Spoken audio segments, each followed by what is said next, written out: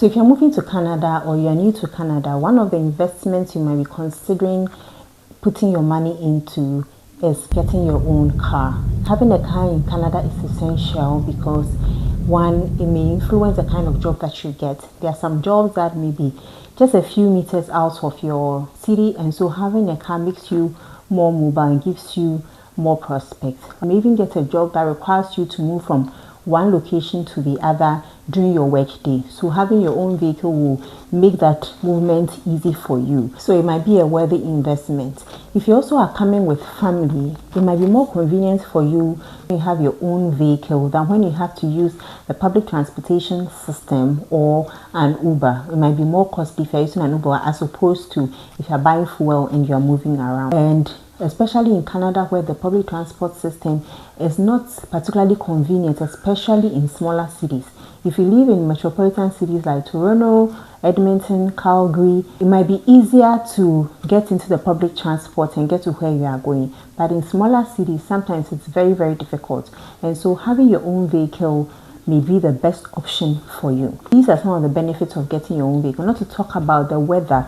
In winter, it can be pretty harsh, especially when it gets to -30, or if you have to sit outside and wait for long hours for the bus to arrive.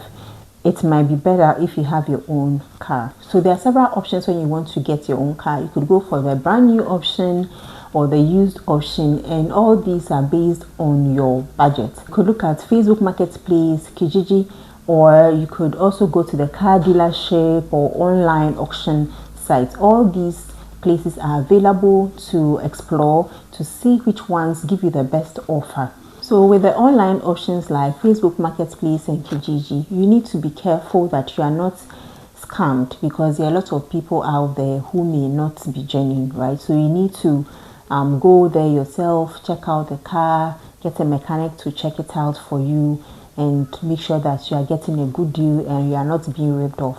You don't make any payments online before seeing the condition of the car.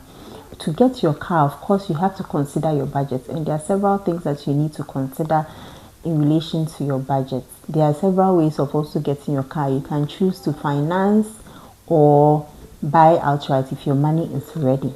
So we are going to be discussing the things that you should consider when you are budgeting for the car.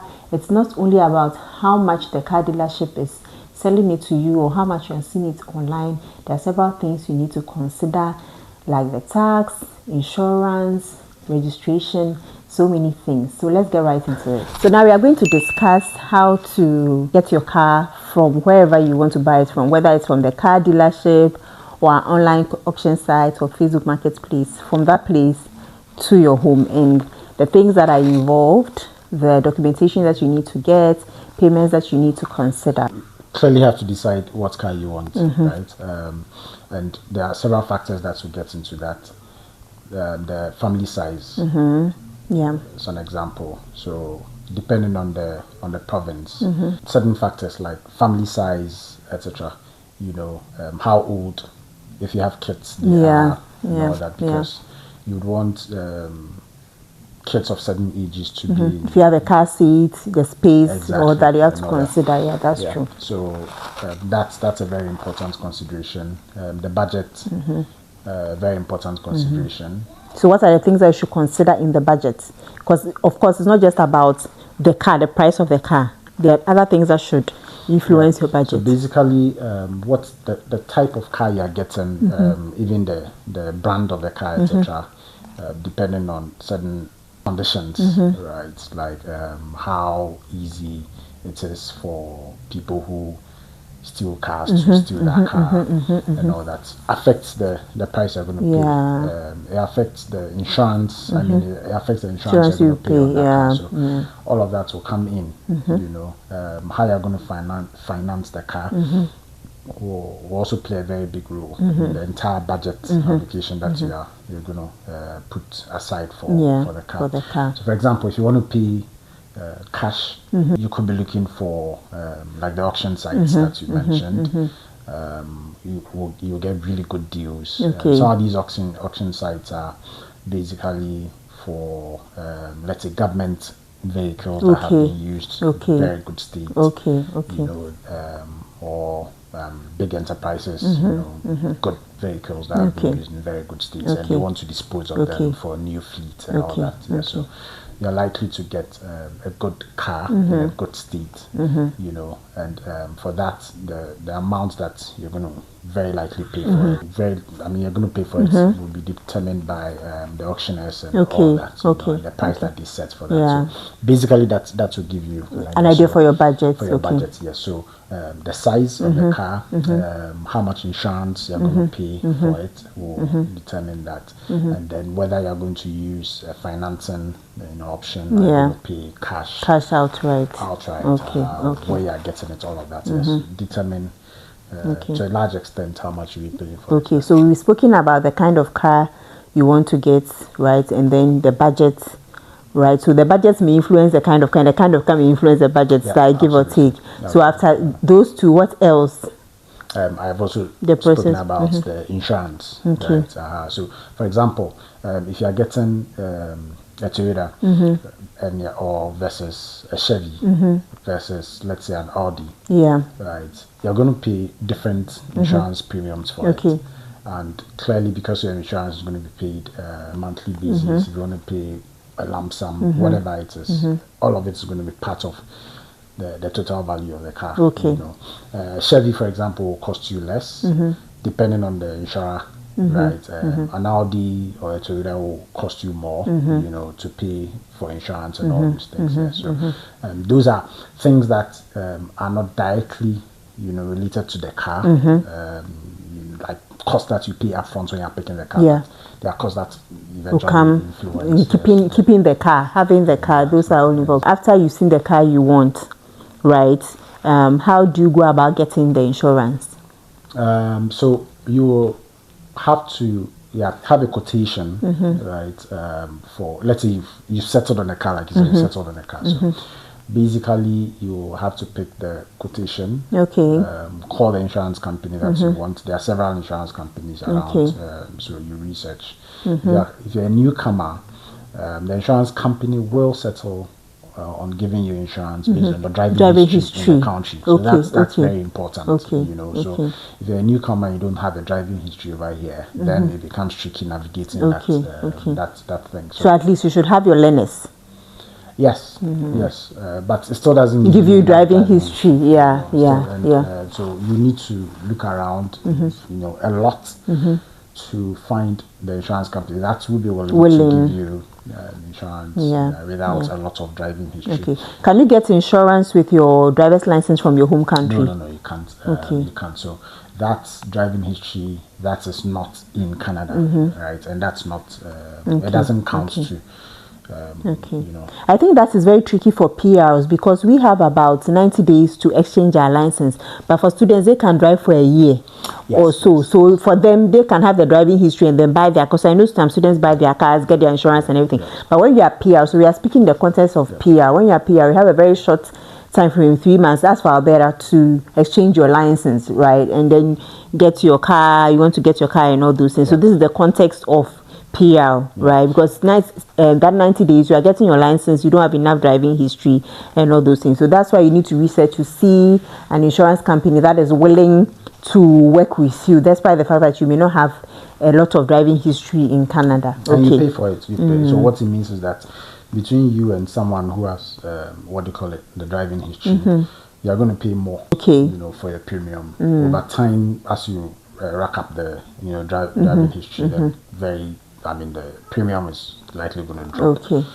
Also, other factors will influence that basically. Yes. So, all right. So yes, you call the insurance company with the invoice that you have. If you purchase the car, then there's a sales invoice. You give them the amount, all that. They'll ask you a series of questions. How many kilometers in a year you're expecting to use a car? You're going to be the only one using the car.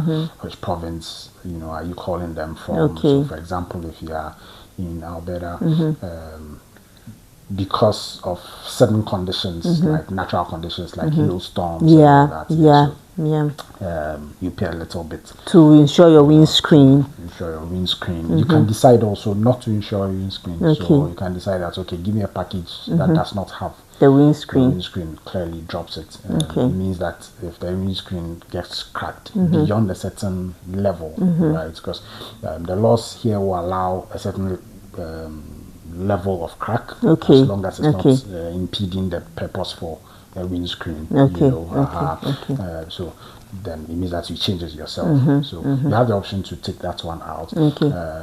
Also, where you are parking it, are you parking it in a garage? Are you parking it on the streets? Yeah, you know, all those things. yeah. Do you have, let's say, security attached to it? Regards a tracker in the case it is stolen. You know, those things. Your tires, the tires you have on the cars, are they winter tires? You know, all of that influence the final value that you the insurance will give you. Okay. Now that you have your insurance sorted out, what's the next step? Okay, so they will send you the insurance certificate, and then you go to the registry. So that's you've paid your insurance, you've done everything with them, you've paid. Yes. So you set up the payment system. They would normally prefer an automatic system directly linked to your bank account, so that every month they are making their deductions. Okay. So yeah, they send you the pink sheet. So it's a pink sheet, right? And then you go to the registry. Okay. So you go to the registry with that sheet, with the what do you call it? The invoice, sales invoice. Okay, of the car. Of the car, and then you also go with a proof of address. Okay, and then your driver's license. And then you should have a driver's license. You should have at least the class 7, right? The learner's driver's license. For this is for Alberta. So for other provinces, I know that you have the G1, G2, and all that. So you should do your inquiries and find out what pertains to the province that you are in. Okay, yeah. So for this province, you go in with at least the class 7. Okay. Right, to the registry. And then you register for a number plate. Okay. Now the reason you need your proof of address is because the number plate is tied to your address. I mean, in case there are any road fines and all that, you know, it will be sent directly to your address. And there are points, demerits points and all that. Also, it will hit directly, you know, the license that you are linking the address to and all that. License plate is also attached to you. So unlike, let's say, in Ghana or Nigeria, some other places where when you sell the car, you sell it with the number plate. This one, you're selling your car, you take your number plates because it's for you, it's in your name, right? So that's where the difference is. Yeah. I mean, it's like that in some other countries. I know, for example, in China also, the number plate is tied to the individual. So it's the same here. So everything. That's why it's tied to address. Yeah. That's why it's so. For example, in provinces or in places where crime with car thefts are high, right? It's always advised that you have a GPS track to your car, so that in case someone clones your number, right?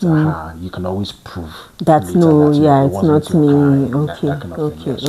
So those are the things. So you get these things to the registry, you register, you know, for a license plate, right? And then you move the license plate to the dealership, or to wherever if it's an individual who is selling it to you, you move it there. Exactly. Then you get the car, you get it riveted to the car. Plate to the car. Yeah. In Alberta, you don't have plate, two. It's only one. I think that was something that was difficult for me at first because I was used to seeing the number plates at the front and the back. So usually when an Uber is arriving, I'm like, okay, where's the number plate? So you only get one plate for the back of your car, and you know you cannot go to the dealership or whoever you're buying the car from and drive the car home before you go and do the registration at the registry. You need to do everything, get your number plate, fix it before you can move the car. You will not see cars being driven in town without number plate. It's not allowed. So you have to get all those paperwork done before you can move your car home. Yes, I mean the dealership would normally have a plate that's probably registered to them, so they will use that for, say, test drive. Okay, right. Things, but for apart from that, I mean, for you, if you've bought it and you need to move it, then it has to come with the number plate, to come with the registration. So the number plate is tied to the registration, or it's the same, right? And the registration, that's what we call roadworthy. You know, back in Ghana. Right. You have options. So for 6 months, 12 months, or 18 months. Okay. Right. And then after that, I mean, you get into the cycle. Okay. Okay. All right. So then, when you go back to wherever you are buying your car, you just drive your just move car. Yeah. If you got it on the class 7, then you need to make provision for someone with a class 5. Yes. To be in the passenger's seat with you, because you can't drive without having somebody with you. Exactly. Yeah. Or you get the class 5 person, to drive it. If you got it with a class 5, then, I mean, that's straightforward. Okay. So that's it, guys. If you are coming, like I mentioned, if you are coming to Canada, it's one of the things that you would want to consider. That is getting a car of your own to ease your movements and sometimes open up more opportunities for you. We hope you found this video helpful. Don't forget to share, like, and subscribe to this channel. Help us grow and help us to reach more people with the how-to videos on how to settle and move to Canada. Thank you for watching.